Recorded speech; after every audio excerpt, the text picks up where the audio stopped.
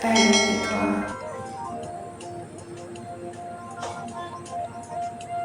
የመጀመሪያ ስራው ወደ ድንገተኛ ክፍል ሄዶ የተኛችበትን ቦታ ማየት ነበር። ልብሱን ሳይቀይር እየፈጠነ ወደ ክፍሉ ዘለቀ።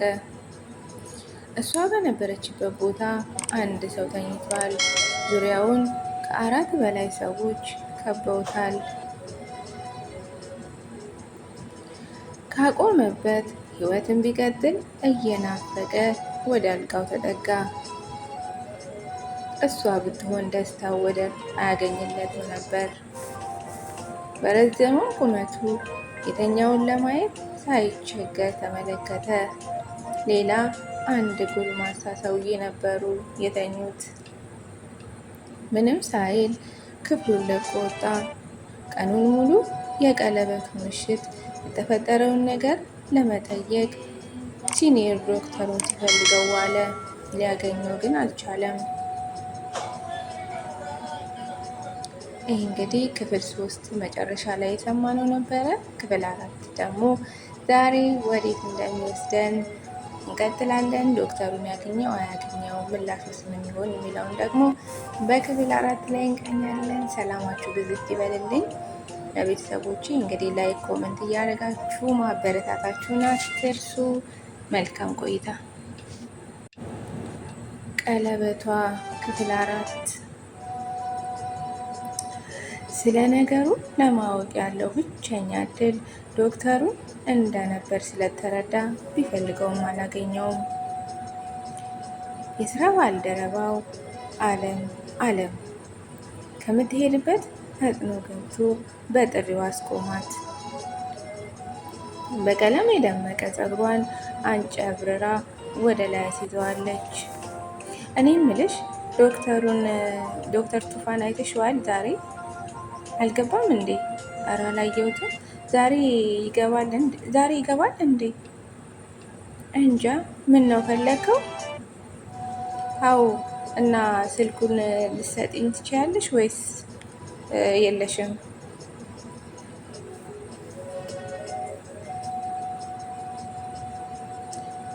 በአግራሞት የተሞላበት አስተያየት ሰጠችው።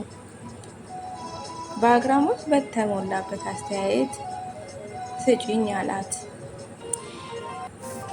እሺ ቆይ ስልኬ እታች ነው፣ ቴክስት አደርግልሃለሁ፣ ትንሽ ጠብቀኝ። እንደተለመደው ጥላው ሄደች። ትንሽ ቆይቶ በሆስፒታሉ ኮሪደር ላይ እየተራመደ እያለ ስልኩ የቴክስት መቀበያ ንዝረቱን ለሰውነቱ አሰማች። ነዘረው። ቆም አለና ሲጠብቀው ስለነበረ በቶሎ ስልኩን ከኪሱ አውጥቶ ወደ ዶክተር ቱፋ ጋር ለመደወል ቴክስት አደርግልሃለሁ ስላለችው የዓለም ስልክ ነበር የጠበቀው። የስልኩን እስክሪን ወረድ አድርጎ አየው። በአዲስ ቁጥር የተላከ ቴክስት አደራ ተጠንቀቅ ይላል። አጭር መልእክት። በኮሪደሩ መሃል ቆሞ ቀረ። ቴክስቱን መክፈት ፈራ። አይኑ ወደ ኋላም ወደፊትም አቅጣጫ አፍጥጦ ተመለከተ። የሰው ግርግር መሃል ቆሞ ኃላፊ አግዳሚውን በጥርጣሬ መገላመጥ ጀመረ። ተመልሶ የተላከለትን ቴክስት አፍጥጦ ተመለከተው። በድጋሚ ስልኩ የተለመደ የቴክስት ንዝረቱን አሰማች። የአሁኑ ንዝረት ለሰውነቱ ሳይሆን ለእጁ ነበር። የዓለም መልእክት ነበር። ከላይ ሲሲ ዓለም ይላል። የስልክ ቁጥሩን አየው። በቅጽበት የተላኩለት 2 ቴክስቶችን ሲያይ ከመጀመሪያው መደንገጥ ይልቅ ይባስ ደነገጠ። ሳያውቀው ስልኩን ከእጁ ወደቀ። ዓለም የላከችለት ስልክና መጀመሪያ ተጠንቀቅ ብሎ የተላከለት ቴክስት ስልክ ቁጥር አንድ አይነት ነው። እጁንም እግሩንም ብርክ ያዘው። ምን እየተፈጠረ ነው ሲል ለራሱ ጥያቄ ያቀረበ። የስልኮቹ ቁጥር አንድ በአንድ በለውሳት እያመሳከረ ያመሳስላቸው ጀመር። በዓይኑ ብቻ አመሳስሎ ጨረሰ። ደነበረ። ከቆመበት ወዴት እንደሚሸሽ ጠፋበት። የሆነ ሰው ከሆነ ከማያየው ቦታ ሆኖ እያየው መሰለው። በፊቱ ሊሳብ የተዘጋጀ ቃታ ያለ ይመስላል።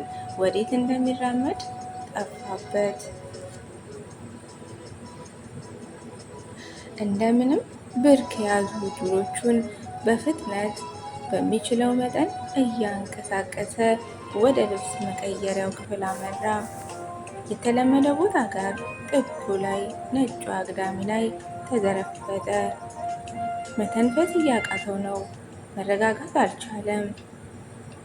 ቀለበቱ የሆነ መዘዝ ይዞበት እንደሚመጣ ቀልቡ ነግሮታል። የፈራው ደረሰ። ዛሬ እንደ ወትሮ በሎከሩ ላይ ያሉትን ስሞች ከነ ቁጥራቸው ማንበብ አልቻለም። ሀና የሚለው ግን አተኩሮ ተመለከተው። ቀጠለና እንደ ሚስጥርነቷ ከሚስጥር ኪሱ የወሸቃትን ቀለበት አውጥቶ አያት።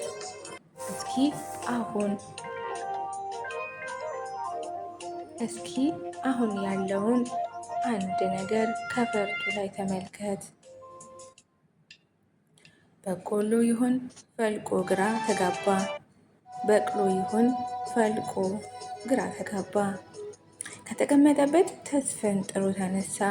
ወደ መብራቱ ተጠግቶ ተመሰጠ። ጥቁር ነገር በቀጫጭን መስመር ተሞነጫጭሮበታል። አብልጦ ለመመልከት የስልኩን ባትሪ አበራበት። አሁን በደንብ ታየው። ያየው ግን ማመን ከበደው። በጣም በትንጥዬ የተጻፈ ባርኮድ ኪውአር ኮድ ነበረ። ለቀናት ቤቱ ወስዶ በብዙ ሲመለከተው ነበር። እንዴት እስካሁን እንዳላየው አልገባውም። በተለይ አልጋ ውስጥ ተኝቶ ስለ ፈርጡ ሲመረምር እንደነበረ ሲያስብ የሆነ ሊያየው የተቀጠረለት ቀን ወይም የማያውቀው ነገር ቢኖር እንደሆነ አሰበ። አደራ የሚለው ቃል በዚህ ባርኮድ ላይ እንደሆነ አስተዋለ። በእርግጥ የቀለበቱ ይዘት እንደውላል ለአደራ የሚያበቃ አልነበረም። በተሰባሪ ሸክላ ውድ ነገርን አምላክ እንዳስቀምጠው በዚህም ተራ ቀለበት አደራ የሚል ውድ ቃል ተሰንዝሮበታል። ምድር እንቁ ነገሮችን ተራ በሚመስሉ ነገሮች ውስጥ አደል የተደበቁት? እንዲያ እንደሆነ ሰከን ብሎ አሰላሰለ። በዚህ መሃል ድንገት እያየ የሰው ኮቴ ሲጠጋው ተሰማው። ወደ ዩኒፎርሙ ኪስ ውስጥ ቀለበቱን ከተተው።